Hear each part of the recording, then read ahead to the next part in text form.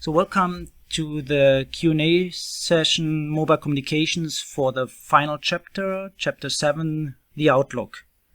Well, I do not have a crystal ball, so to make this clear, so we can only guess what happens the next 10, 15 years, so we do not know if maybe one of the big companies come up with a brand new protocol, for example, or replacing parts of the internet protocols. We know that some companies are working on this because some of the companies, global players, they are big enough that they simply say, okay, we replace the traditional protocol stack in our mobile phones, in the operating system, and use something very specific. And with this very specific protocol, you can access our servers in a better way, a faster way, whatever. So there are some companies that could do this. Wait and see. We do not know how many devices we will have, so we don't know, and we do not know if we really can reach this, for example, sub-millisecond latencies. So sub-millisecond latency, that's one of the things many people say, oh, this is what we need, but there's a speed of light. So if this really works, I don't know. Artificial intelligence, yet another buzzword. So if you want to get a job, add 6G and artificial intelligence and big data, and then, okay. Tactile internet, that's also something research is working on. So what do we know? Well, we see that we have many different systems. I explained some of them, a bit of the traditional Bluetooth low energy, then a bit of the way to the faster wireless LAN systems, also the way through the generations here in mobile phone systems. There's always a certain border, a physical border, economic border, so how much do you want to pay? Or there's the upper limit of Shannon, speed of light. So Shannon, that means the maximum capacity in bit per second if you have a certain bandwidth and a certain signal to noise ratio. We have an economic border, so it's way too expensive, for example, to support high relative speed plus high data rates. So it would be nice, but maybe too expensive, even if this is feasible somehow. And then I explained a bit about the ideas around IMT 2020, so the 5th generation of mobile phone systems currently rolled out, and we already have hundreds of these base stations, 5G base stations. But you also see this is not a big revolution. But, well, 5G focuses on 3 areas. So this ultra reliable, low latency, so high reliability, very low latency. And so you might need this for remote controlling, robots, cars, etc. And then you have this massive machine type communications. So massive, that means millions of devices. And this is why you have to focus on connection density rather than latency or mobility. Well, this is okay, but maybe not that important. So, and then we have the users, we have this mobile broadband, also enhanced because it's a new generation, then it's enhanced. And this is where we need this high data rates, especially user experience data rate should be quite high. Latency, well, maybe not that important. So you see different requirements for these 3 areas. So that was the idea for the 5th generation. And with the 5th generation, we see now basically that the last step towards a partially meshed network, all IP. You see will be a new radio access network, and you have node Bs again, but now you have the E node Bs, we know from LTE, and the G node Bs, which are the next generation, and all these node Bs, and that's all we have in the radio access network, they can connect with each other, but they can also maintain connections to different units inside the core. That's the next generation core, which makes the whole system even more flexible compared to LTE. So finally, we have a self-organizing network. We have basically kind of routers inside the network, and no matter what happens, the network can react, can reorganize itself. So that's one of the ideas. So you support not only a single connection into the core, but many connections into the core. You can split traffic flows. You can let the traffic flow via different nodes to different base stations, for example. You can forward traffic between the base stations, etc., etc. So we saw these ideas already in LTE, and now this is the core idea here. So it's not a complete new network and everything is new, but it's just the same ideas we saw in LTE and now thought is a bit further, so it's now fully flexible. That's the idea. And then we also saw a bit about the 6th generation. The definition is for further studies. So, well, right now we roll out 5G, which is basically a kind of enhanced LTE plus a new radio. And 6G, we only know, okay, we maybe transmit more bits per second per hertz of the spectrum. We use even more MIMO, so even more massive. We want to bring down the latency. This is this sub-millisecond idea. And maybe there's some artificial intelligence inside the network, inside the core, that actually learns where we need which kind of capacity. Learning from the behavior, learning from the network load. So that is one of the ideas here. But this is really open. What we do there, how this looks like, etc. So no one exactly knows. There are some white papers, there are some ideas, but as you also saw from some of the slides, many think this is what we have in 5G, but a bit more extreme, more enhanced. So extreme requirements, specific use cases. So the idea is always, okay, let's use these 5G systems and then optimize extreme low latency. Low latency is 5G. Now we have extreme low latency. But then the 7th generation is then ultra extreme or whatever. So, okay, just joking. But you see, no one knows exactly. So, okay, this could be something like a terabit per second. This can be done in the lab. This could be something like ultra high reliability. The problem with the reliability is to achieve 5 nines, so 99.999 whatever, that really is a problem.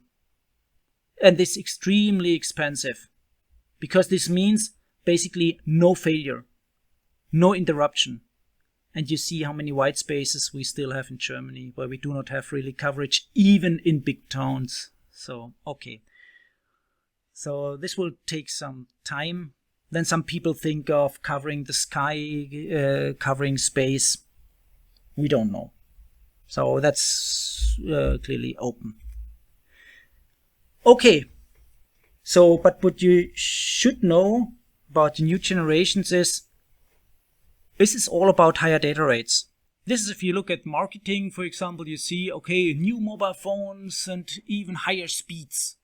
You know, it's not a speed, it's a data rate, but is it all about data rates? What else do we need? Can you come up with some more ideas than data rates?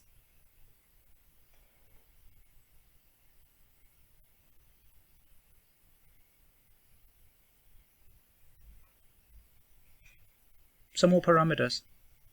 What else do we need? Data rates is nice, but application specific parameters. Right, autonomous cars, low latency. Exactly. So low latency is important for everything that is remote control. Maybe you experience this yourself. If you have a controller for games, whatever, everything, let's say a latency of more than 30-40 milliseconds, oh, that's a problem. And if you want really remote control a car, this is extremely dangerous. Next thing is reliability. You really don't want to remote control, again, a car or an unmanned aerial vehicle, UAV, with today's mobile phone systems. So then you fly into this, blind spots or white spots or whatever on the countryside or in a town, suddenly you lose control. So this is really, really for future work. So today I would not really control, let's say, a drone or UAV using mobile phone system. It can be a problem if you have no connection somewhere in the middle of Berlin because you're in the shadow of a building and connection lost and okay. So these are examples. Latency, reliability. What else do we need? Think of one of the applications. If we look at here at also the different applications, what else do they need? Capacity. Yes. Higher capacity in terms of bit per second per cell. This must go up into the high terabit per second range. And then we need fiber optics between the base stations, etc. So a lot of investment, but also higher capacity in terms of nodes. We have to support many, many more nodes.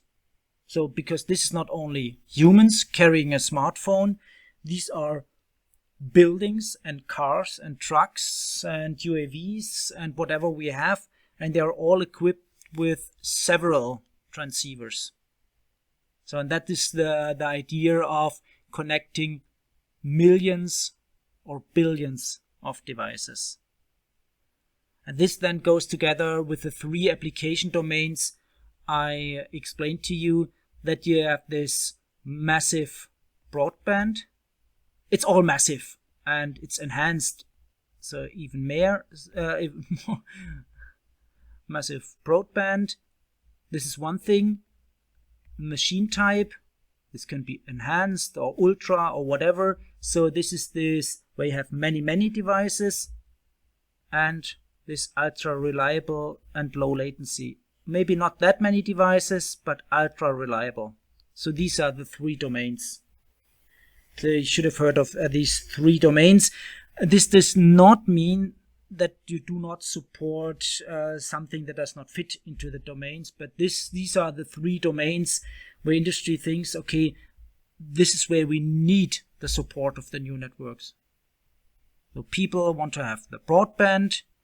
Industry likes this machine type communications because we have many machines with moving parts communicating with each other. And then there are some special cases where you need this high reliability for this remote control. And the autonomous cars are always this prime example. But there are also other things where you have to remote control something with high reliability. And yes, if you have this high reliability, then we can come back, for example, to one of these mobile phone networks for firefighters, for the police, etc. And they need high reliability, maybe whatever, high reliability, plus certain broadband characteristics. So you will find applications there somewhere in between. So these are just 3 more extreme cases. Okay, capacity, reliability, latency. Exactly. Then I explained, there's the 6th generation. I know there are already papers about 7 and 8G and whatever, but this is. Okay, so let's say there will be something after the 5th generation, and again, this will be some kind of evolutionary approach. So there's not a big bang. At least no one sees right now a big bang. But why do we need even more? what could be applications? Applications for something that needs more than what 5G offers. Isn't that already nice? Could you think of something you want that requires even more? That's not easy to think of something where I think, okay, we need even more, even lower latency, even higher reliability, etc. So one example I touched was, well, touching, that fits, tactile internet. What does it mean? There's a lot of research done in this. It means ultra low latency. As soon as you touch a virtual surface, you will get an immediate feedback. And immediate really means immediate. Not zero delay, but immediate for humans. So if you touch a surface, you will get a feedback from the surface within, I don't know, I'm not an expert in this, but I would say in less than 5 milliseconds, 1 millisecond, whatever, how long it takes for the impulse through the nerves to your brain. So that's pretty fast. And that's something people want to do, that they want to augment the augmented reality in a way that you also can touch things, touch virtual things. It's quite obvious that the servers computing this cannot be somewhere on the globe. They have to be close to you. Then we're talking about edge computing. So at the edge of a road or close to your home, there will be the compute servers. And they will then compute, for example, the behavior of the surface. So if you touch metal or carbon fiber, or is it cloth, different materials, etc., you will get this immediate feedback. So this is kind of this total immersion into kind of a virtual world. If this becomes reality, we don't know. Reliability is extremely important. So even higher reliability. Just think of if you have to stop a refinery that refines oil, for example, gas, each hour will be something like 1 million euros of loss. So that means you cannot tolerate service interruption. These are the things. Or think of wireless connection between devices that extend your body. If you have problems, if you're missing one leg, etc., and you replace it by something artificial, and then you have a kind of a wireless control system for this. So you may think of many things, but as you see also from the slide, it is still some kind of open what will be done in the 6th generation. It's more, as I said, and here, well, for example, devices free from battery charging. That's something. Okay, can we transmit with very low delay data from devices that do not have a battery? They do something that's called energy harvesting. So they get their energy from the environment. Solar cells, that's one thing, but also vibration is something. So that these are the things. So, but what about controlling planes, autonomous planes? That exactly is something where you need this high reliability. So the problem is, I mean, you cannot really control autonomous planes or these UAVs, unmanned aerial vehicles, with low reliability. That's one of the problems. So yes, they might have some integrated sensors for collision detection, all these things, but this is exactly something where you need an ultra high reliable network. Autonomous cars, planes even more, because you cannot, you don't have this kind of fail-safe position at the right side of the road where you just stop the car. If it's a drone and you just stop it, it will drop down. So and you cannot simply land the drone in every spot. Maybe there's a roof, maybe there are humans, maybe there's a tree. You will destroy either the drone or hurt someone. So these are exactly ideas, but there's still a long way to go. They work in the lab. Single drones, yes. Also 10,000s of the drones. But in everyday life, if there's rain, storm, other drones, etc., there's still something to do. At least many open questions. The question is, are they autonomous if they are controlled via mobile networks? The point is yes and no. So if they are fully autonomous, you need a lot of computing power. That means they should optimize their route, they should avoid collisions, etc. But you cannot really optimize the full system. To optimize the full system, for example, you should know exactly the wind, where the wind comes from, how strong the wind is, etc. And you can get this from all the single drones, and then you can compute a better, let's say, route for the single drones, and then transmit the route to the drones.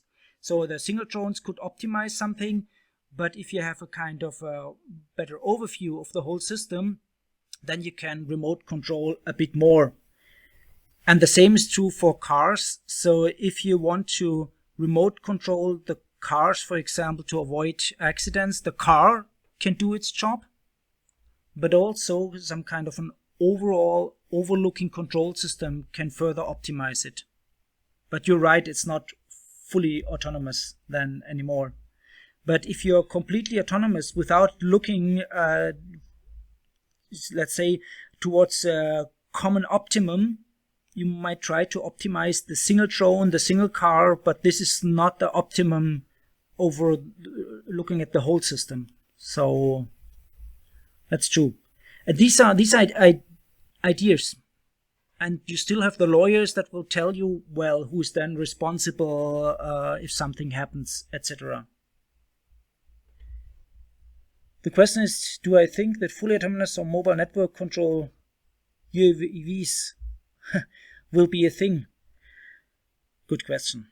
The point is, from an environmental perspective, I would say it's a big problem.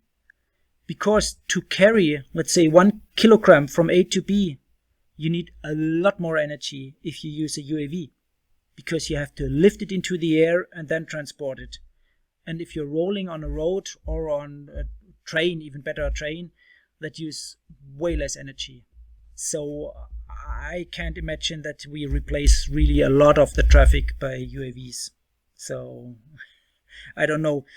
In many special situations, yes, absolutely. So if you go to the Alps or remote islands or in disaster areas, etc., absolutely. So this is something. And but you also need this combination of highly reliable wireless link is in space operations. So there are plans, for example, how you coordinate microsatellites. If you couple them in space, you need high precisions, but it's too expensive to have radar systems, LiDAR systems, so with laser, etc. systems. So you want to use cheap cameras. You then actually tell all the other satellites where you are, where the other satellites are, and then you can jointly do something. So there are some of the ideas. But you see, this is also, when I describe it, still a bit fuzzy, because no one knows if you need something like new coverage areas in the sky, in the sea. So who cares if no one pays for it? So then it's nice to have it, but if no one cares, that's it. And you see, for example, the new resolutions at TV sets. Well, we can ask, do we need it? Can we actually see it? So there's a certain limit. For example, our eyes. So now we have this high resolution retina displays. So what else do we need? I cannot see actually a higher resolution.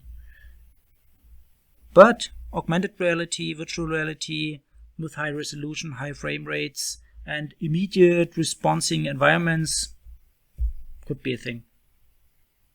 Gaming industry, but also industry. So if you really want to remote control something in dangerous environments, you need this immediate feedbacks. And today, quite often, humans have to go into dangerous places in industry, and this is maybe something. If you remote control a robot, something like this. Think of Fukushima and the robots there, etc. They could be in parts autonomous, but maybe you want to control them in a better way. But still, it's open. So this is why I gave you the link to this 6G white paper. If you read this, you will get some of the ideas, but also you get the impression it's still a bit fuzzy.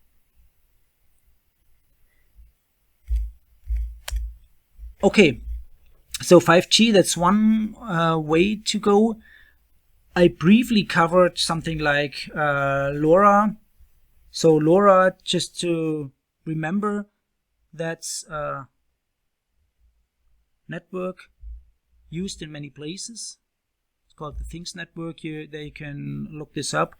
We also participate in this network. That's, I would say, a different way to go. A different way in a sense, they say, okay, we don't need these complex and expensive systems, but we rather set up a very simple system. And this is why I also showed you this diagram where you see, okay, there is a place for these, I would say, cheaper, simpler technologies.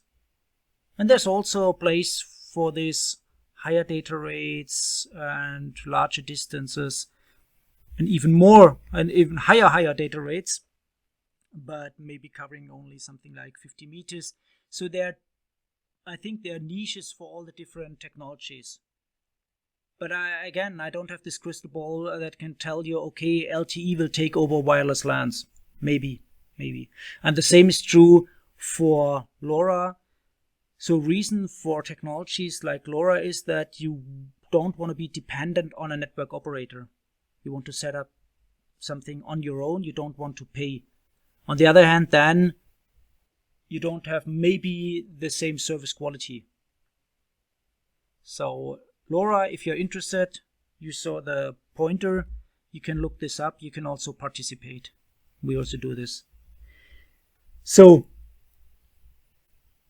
what else could be used? I answered this, but the pros and cons, you should know.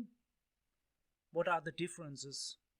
So you should at least have heard of LoRa, that you know, okay, there are some other networks. Sigfox is something you don't have to know all the technologies. Just to show you, it's not everywhere LTE.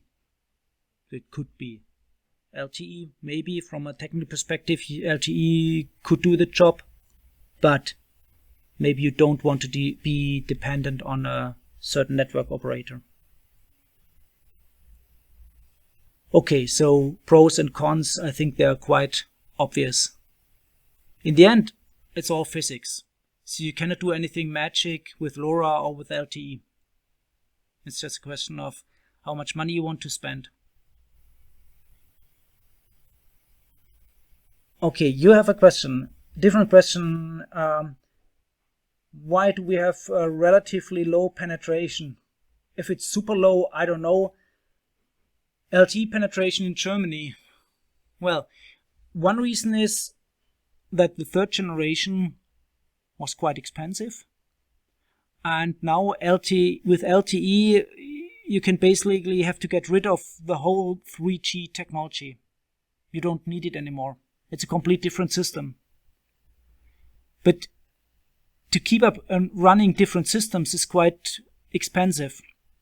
So there are some requirements when you look at the licensing. So you have to cover the more rural areas, etc. in Germany with LTE. And downtown, you quite often have 3G, and you will replace 3G as soon as the hardware is old. But as long as it works, by replacing it. And as soon as you need more capacity, you will install new antennas. Plus, you have a problem where to install the antennas. Not everyone likes an antenna on the roof. You will get some money for it, but it's not that much. And many people say, no, I don't want to have the antenna. So to really achieve high data rates, you need many, many more antennas. And this is quite expensive. Plus then you need fibers to all the base stations. You could have microwave links, but not for the high capacities. Then fiber is better. This requires a lot of money again. So relatively low LTE penetration compared to other countries. The countries that started later with a step from 2G to something new, maybe they've done now immediately the step into the 4th generation, or do it in a faster way. But it depends on which country you're looking at. Quite often you have many areas where you have no coverage at all in many countries. And some other countries, they have a way better coverage. So in the end, it's a question of how can you make money out of this. We all want to have flat rates. We don't want to pay for the bytes, but someone has to install the hardware, which is quite expensive. So there's a certain trade-off. Mobile communication should be cheap for the customer, but at the same time, we want to have the newest technology and higher data rates. What else? Then there are also bigger markets. Germany still is a big market, but it's by far not the biggest market. So if you are a company, you will focus on countries where you can make more money. So that's one of the things. And then in the end, it's also a question of, does the government want to have a fast, almost full coverage? You could create a law that says, okay, you have to cover whatever. And this is what you saw over the last years. They say, okay, now we want to guarantee fast internet access for all the citizens. But you see, it takes really long time to cover everyone and everywhere with fiber optics. So in the end, it's money. So if you pay for it, then it's fast. But now you see for the 5G, especially if we go for higher frequencies, we even need more and more antennas. Well, at least the problems with burning 5G antennas, that was just, I think it happened in the UK. And in Switzerland, there was one attack against the antenna. I haven't heard of anything in Germany, but not everyone likes it. Okay. I really briefly touched security. This is only one slide, one crowded slide, just to give you some ideas. When it comes to IoT, think of you have many devices. They are not really protected, no firewalls. We don't know what happens in the next 30 years, but you use these devices in buildings. We have software bugs. We are really dependent on this. There was one example many years ago at German Telecom. That was just a software update. This can happen every day. But then think of availability, emergency calls, redundancy, because today we basically use the smartphone for more or less everything. I personally don't have a fixed phone since '96 because it works with a smartphone or a mobile phone at that time. But then, well, you depend on the mobile phone network, and we hope it works. It's not congested, has power supply, etc., etc. So this is just something to think of. This is not a security lecture. We have several lectures about security, but you always have to think about the vulnerabilities, especially of these wireless systems, because there's no cable. You can easily attack them. There are many different ways for jamming, for attacking the protocols, etc. And then think of the systems that depend on this, like monitoring of the cars, maybe in future remote control of something. You always have to think of what happens if someone attacks the systems. Like the drones, the UAVs, what happens if someone attacks these drones delivering packets, redirects them, etc. So how can you prevent this? It is not a wire, and so it's the nature of the wireless systems that are not that reliable. Okay, so are there some more questions about the outlook, the future?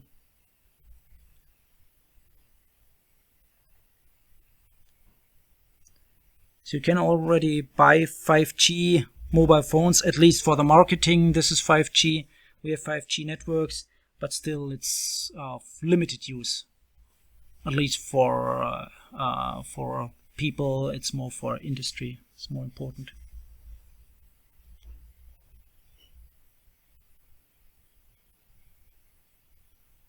No more questions?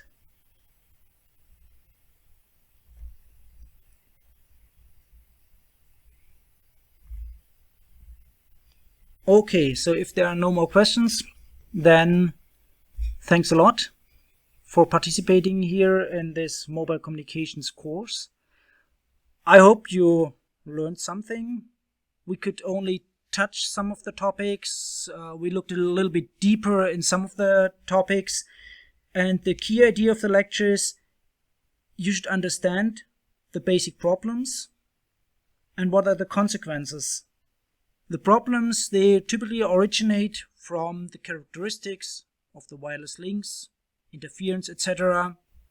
They originate from mobility, so we have handover all these problems.